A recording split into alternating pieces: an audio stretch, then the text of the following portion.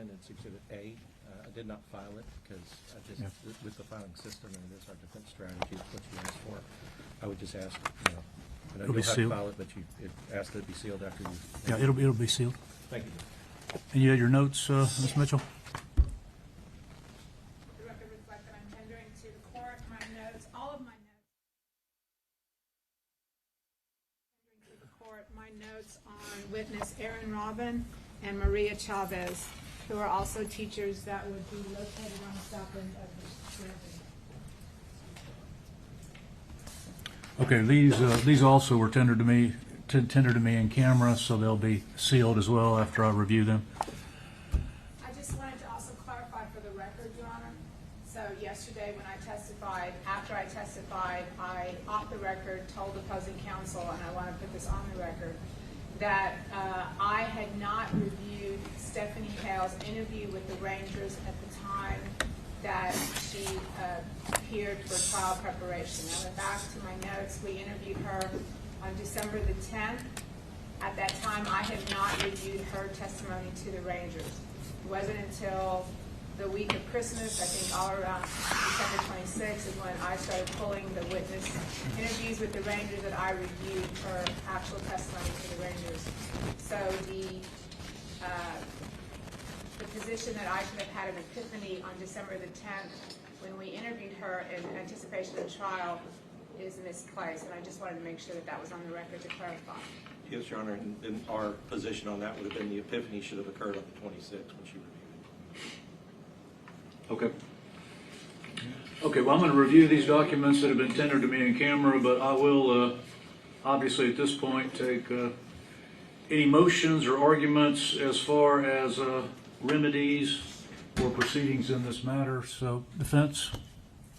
Yes, Your Honor. So, as the court will see from what's been tendered as far as our defensive strategy, this situation did have a significant effect on the strategy from voir dire all the way through, and through future witnesses, should they be called. We're in a position where we know under the law that we have to ask the court for a mistrial to preserve the record. However, if the court was not inclined to grant a mistrial, we do have other remedies we'd like to discuss. Well, let me just say this. Under Heath, the greatly awaited case from the Court of Criminal Appeals about the court's discretion and power to basically, if there is a Brady violation or a Morton violation, to have the ability to exclude that testimony. And they clarified that the prosecutors, it does not have to be an intentional act. And I'll say for the record that I find, based upon what we heard yesterday, that this was not an intentional act. At best, it was a negligent act, or at worst. So I do have the remedies under Heath available, but, if you're making your motion for mistrial, I will tell you I don't believe what I've heard so far without reading although I have summarized what you gave me, and I kind of already had an idea of what it was. So I guess my question is, since we talked about yesterday, the three things that were complained about was the puffing, her seeing the dirt being puffed up. Number two, identifying or saying that she saw the individual for the first time, and the location. All right, my question is on the location issue that she testified to yesterday, and frankly, I think that was kind of a very quick testimony. I'm not sure that it resonated with the jury, but my question is there going to be other witnesses that put that individual in the same location that are going to be called later by the state? Your Honor, I would say the most probably compelling testimony are the casings in the case that would either corroborate or override what she said. I believe the location that she placed, she's from probably in the neighborhood of 100 yards away, looking toward the south end of the building, and she puts, I believe she marked, in a general area south of the building, the casings are going to be closer toward the west side of the building. That is, they're going to be further west by as much as 10 yards. I haven't figured the exact date. So a witness from 100 yards away, placing a witness within a 10-yard distance, that would be the distinction. The other potential witness, Noni Flores, Noni Flores testified that, would testify that the gunman, as she saw the children go into the south door, she saw the gunman at the south and west corner of the building, which I believe her testimony will put it halfway between where the casings were and where this witness says it was. Okay. Well, I did a little research last evening, and again, I don't want to. I've reviewed your in-camera explanation of how this affects your defense strategy, and I'd already kind of gleaned what it was. So I can tell you, I'm going to deny the motion for mistrial. You have made it, and you've preserved your record. Again. Yes, sir. In addition, can I just, so I can make sure it's clear, because we all know how the courts start interpreting it later. We will go with whatever remedy the court decides if we can decide it. However, we do not believe that it's a sufficient remedy, and mistrial would be the only. Yeah, again, I'm going to deny the motion for mistrial over your objection, obviously. And I'm going to find under Heath, although it's not a prerequisite, that it was not intentional by the district attorney's office. It was negligent, and I don't believe what was testified to in front of the jury resonated enough to significantly affect your trial strategy. But what I am going to do under Heath is I'm going to exclude her testimony. We have just before you do that, really, I just want to know we have a response to if you would consider that. So. We would also have a response to that, and just so we can explain to the court that our primary concern with an exclusion is that basically what's happened, and I understand the jury, and you'll instruct the jury to disregard. I think a lot of that testimony, though, is going to be difficult for them to disregard. A lot of it is emotional testimony. One of the things that we were thinking about as a remedy would be to allow us to play her statement to the Rangers in its entirety to the jury so that they can hear what she said in the first 4 days. Well, I was going to give the option of, even if I exclude her testimony, you still, if you wish, could cross-examine her and do that. Okay. And then at the conclusion of that, my thought could be to exclude it at that time. Yes, Your Honor. It's not, because I guess my concern would be if we excluded it now and they haven't had an opportunity for it. I was going to give you that choice, but you jumped ahead of me. Sorry, Judge. I'm sorry. I got a little afraid. I'm sorry. All right, Ms. Mitchell, what do you have? Your Honor, we just have a state's response to the defendant's motion to exclude the testimony of witnesses S.H. in anticipation of their motion. So I just want to file that with the court for the court's consideration. If you could file stamp this copy too. Okay, well, And that's my copy. Good. The first copy is for the judge. I'm sorry. okay, thank you. I just want to file stamp copy. Okay, so again, this is kind of a sua sponte remedy that I've devised. It's not really their motion.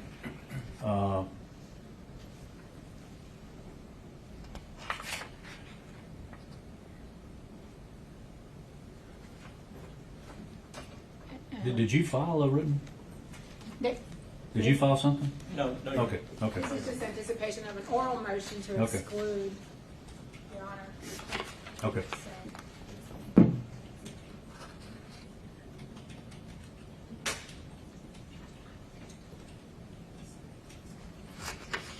I don't know, Your Honor, can we confer as to possible remedies and see if we can come up with a solution? Would the court be open to that? I mean, Or no? if y'all agree on a remedy, I'm happy to entertain that, but I want the record to reflect that pursuant to Heath, I do have, discretion to craft a remedy any way I see fit. But what I've already done, for the record, is we have given a continuance to the defense until tomorrow, and we're having a hearing outside the presence of the jury to entertain potential remedies and make findings of fact if necessary. But for the record, there was a motion for mistrial, and on that motion for mistrial, I'm going to find it's denied because I think the remedies available are sufficient to protect the due process rights of the defendant. And if y'all want to agree on a remedy, I'm happy to entertain that, but I have one in mind, and I'm going to give the defense some leeway on how they want to proceed with the witness in front of the jury in the event she's recalled after we talk. So take 15 minutes, y'all talk, and we'll come back into court, and I'll review the state's response to the oral motion and finish the other in-camera matters that were submitted to me. But is there a place, if you want to just go back to my office, I'll stay here and you can go back to the office that they've provided me. We have a room actually that they've given us over here that's. Or you can go, actually you can go to the jury room if you want to, because nobody's there.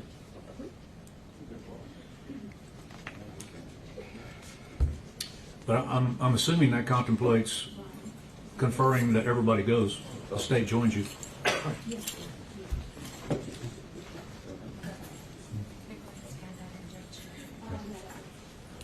Okay. That's fine. All right. Well, y'all let me know. We'll be in recess till you come back. As we speak. You're welcome to verify the clerk is sealing those documents as we speak. Thank you. The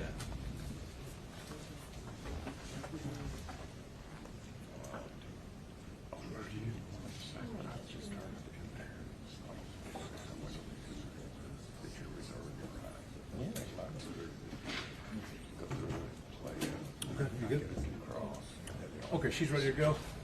So once again, we're outside the presence of the jury, and I've given counsel an opportunity to confer on potential remedies in regard to the witness. So what do y'all have to report? Judge, we've had pretty productive talks, and I believe, and correct me if I'm wrong on any of this, that the proposition at this point, with them still reserving the right to think of it overnight and start in the morning, is that they continue their cross-examination. They get to also play the entire statement that she made.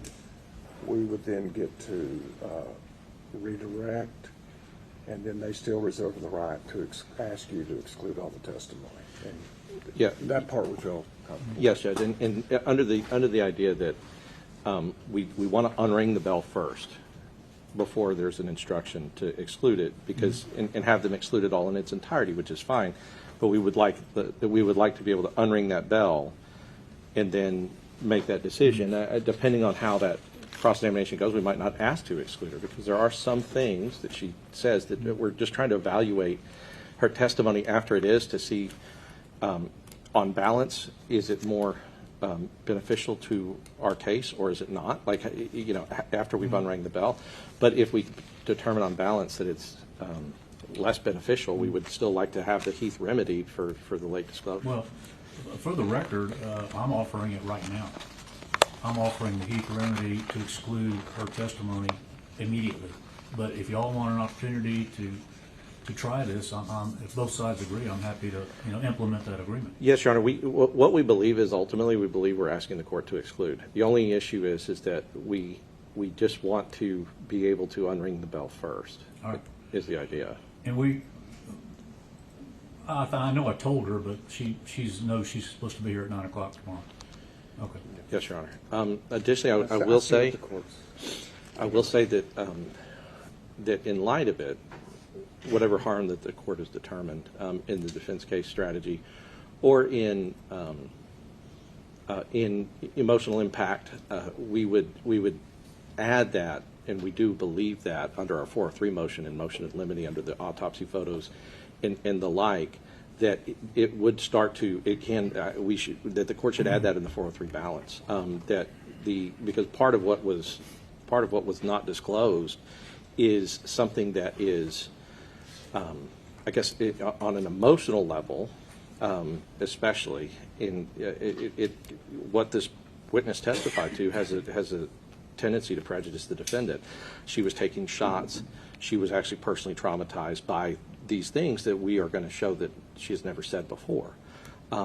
But the jury, having heard that, we believe that it should be a part of the 403 balance when the court eventually, I know you haven't made your final decision about what it is, but I would just, for the record, I would say that it can compound the harm if there's a disclosure, and then the probative value, whatever that is, of them trying to get into these photos of these children, are the prejudicial danger is compounded by something like this occurring in the trial as to how it can affect the jury. And so I just wanted to put on the record now, I know the court hadn't made the decision, but just to put that in the court's mind that we are also going to be arguing that at a later date.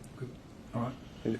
And Judge, I just wanted to be clear, because I originally heard the court say, I'm willing to strike all the testimony now, but I'm also willing to entertain the defense's claim. I want it on the record, because I've denied the mistrial, that in lieu of the mistrial, I'm ready to exclude the testimony now.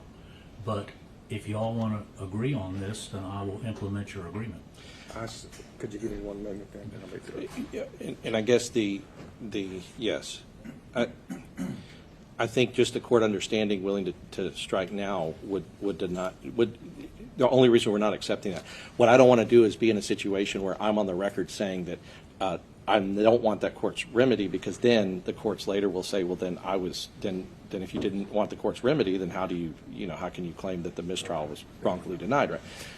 So what I want to do is just say that the reason we don't believe that striking it now, and like she just goes away, is that we'll never have an opportunity to unring the bell.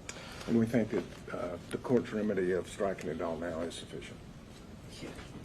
Right, you see what I mean? And so what it does is it puts us in a situation where that remedy could actually harm our client worse. All right, well, we'll let the defense proceed as we just discussed, and she needs to be here at 9 o'clock in the morning, and then I'll make a decision on exclusion with everybody's participation after we rest or actually she's finished with redirect and recross, whatever the case may be. Yes, Your Honor. But my recollection is she's on cross now. She is. Okay. We left off where I was refreshing her with her statement, and then that's when this issue came up, and so I would just continue with the cross-examination. They've passed her and she's on cross? Yes, Your Honor. Okay. All right, very good. All right, so 9 o'clock tomorrow with the witness, and we will proceed at that time. Thank you very much. We'll be in recess.